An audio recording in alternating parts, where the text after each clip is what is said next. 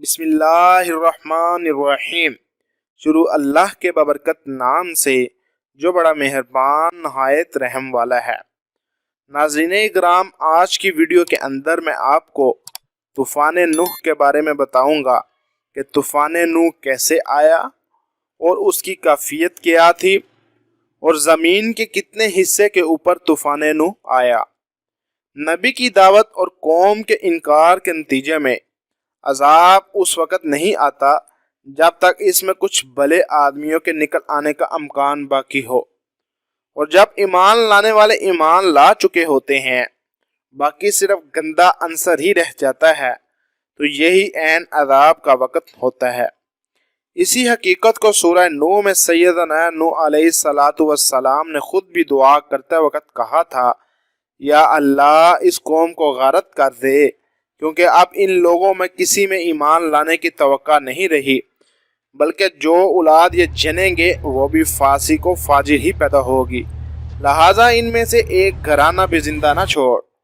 جب یہ صورتحال پیدا ہوگی تو اللہ تعالیٰ نے نوح علیہ السلام کو بذریعہ وحی حکم دیا، اب ہماری ہدایت کے مطابق ایک بہت بڑی کشتی بنانا شروع کر دو، اور دیکھو جو لوگ اب تک ایمان نہیں لائے ان سب کو میں غرق کرنے والا ہوں، لہٰذا ان میں سے کسی پر تمہیں ترس نہ آ جائے کہ تم اس کی نجات کے لیے مجھ سے درخواست کرنے لگے۔ تورات کی تصریح کے مطابق اس کشتی کی لمبائی 300 ہاتھ، چوڑائی 50 ہاتھ اور اونچائی 30 ہاتھ تھی، اور اس کے 3 درجے تھے، یعنی کہ 3 منزلیں تھی۔ اس میں روشن دان، دروازے، کھڑکیاں اور کوٹھریاں بنی ہوئی تھی، اندر اور باہر رال لگا دی گئی تھی۔ گویا یہ موجودہ دور کے لحاظ سے بھی ایک درمیانہ درجہ کا بحری جہاز تصور کیا جاتا تھا، جسے بنی نوح انسان کی تاریخ میں سیدنا نوح علیہ السلام نے غالباً پہلی بار ہی بنایا تھا۔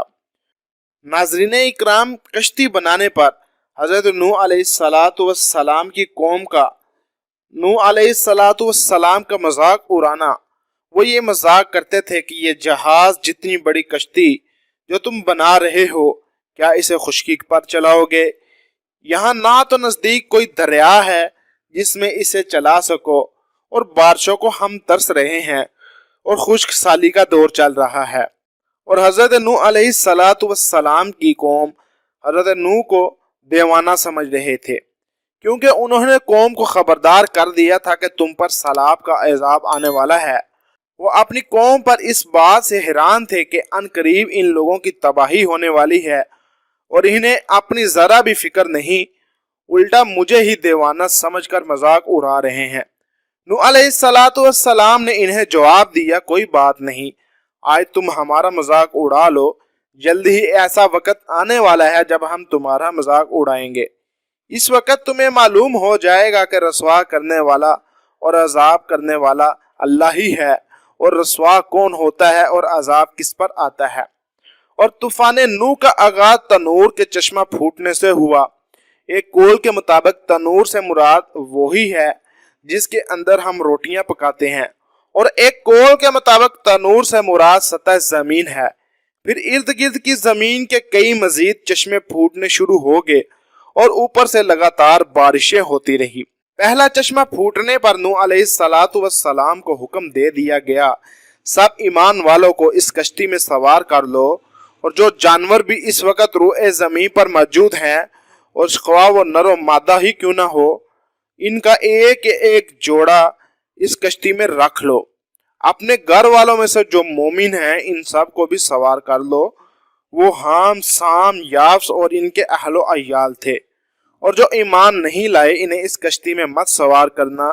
ان میں نوح علیہ السلام کا بیٹا یام بھی تھا، جسے کنعان بھی کہا جاتا تھا، اور نوح علیہ السلام کی بیوی وعلا بھی جو کافر تھی اور کنعان کی والدہ تھی۔ آپ کے خاندان سے یہ 2 افراد بھی طوفان کی نظر ہوئے تھے، اور ایمان لانے والے بہت تھوڑے لوگ ہی تھے۔ نوح علیہ السلام نے اپنے ساتھیوں سے فرمایا کہ اللہ کا نام لے کر اس کشتی پر سوار ہو جاؤ، کچھ فکر مت کرو، اس کا چلنا ٹھہرنا سب اللہ کی اذان اور اس کے نام کی برکت سے ہے۔ غرقابی کا کوئی اندیشہ نہیں، کیونکہ میرا پروردگار مومنوں کی کوتاہیوں سے درگزر کرنے والا ہے اور ان پر بہت مہربان ہے۔ وہ یقیناً اپنے فضل و کرم سے ہمیں بخیریت اتارے گا۔ ضمناً اس آیات سے چند باتیں معلوم ہوتی ہیں۔ ایک یہ کہ مومن کو صرف اسباب پر بھروسہ نہیں کرنا چاہیے، بلکہ اللہ سے اللہ کے فضل و کرم کی دعا بھی کرتے رہنا چاہیے، کیونکہ اسباب کی باغ دوڑ بھی اسی کے ہاتھ میں ہے۔ اور دوسری یہ کہ کشتی یا جہاز پر سوار ہوتے وقت یہ دعا پڑھنی چاہیے، بسم اللہ مجریہا ومرساہا ان ربی لغفور رحیم۔ اور ناظرین کرام، یہاں پر میں آپ کو بتاتا ہوں کہ طوفان نوح کی کیفیت کیا تھی۔ طوفان کی یہ صورت تھی کہ مسلسل 6 ماہ تک چشمے زمین سے پانی اگلتے رہے اور آسمان سے مسلسل بارش ہوتی رہی، حتیٰ کہ ٹیلے اور پہاڑ سب کچھ اس پانی میں ڈوب گئے۔ کشتی پانی کے ساتھ ساتھ اوپر اٹھ رہی تھی اور جس طرح اللہ اسے چلاتا چلتی جا رہی تھی۔ جب پانی ابھی اوپر اٹھ رہا تھا اور پانی کی سطح زمین سے خاصی بلند ہو رہی تھی اور پانی کی لہریں پہاڑ کی طرح اٹھ کر ایک دوسرے سے ٹکرا رہی تھی، اس دوران ایک واقعہ پیش آیا۔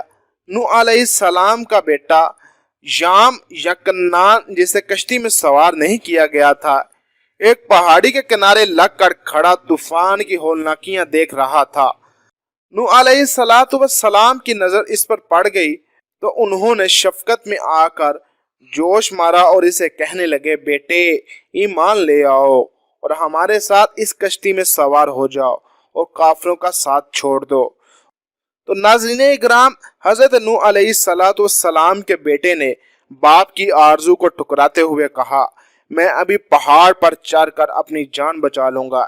اس کے وہم و گمان بھی نہ تھا کہ پانی اتنا چڑھ جانے والا ہے کہ وہ اس پہاڑ کو بھی اپنے اندر چھپا لے گا۔ نوح علیہ السلام نے اسے کہا، بیٹے کس خبت میں پڑے ہو، یہ کوئی معمولی سیلاب نہیں بلکہ اللہ کا عذاب ہے، اور پہاڑ کی یہ حقیقت ہے، کوئی بھی چیز آج کسی کو اللہ کے عذاب سے نہیں بچا سکتی، یہ کہ اللہ خود ہی کسی پر رحم فرما کر اسے بچا لے۔ یہ گفتگو ابھی پوری بھی نہ ہو پائی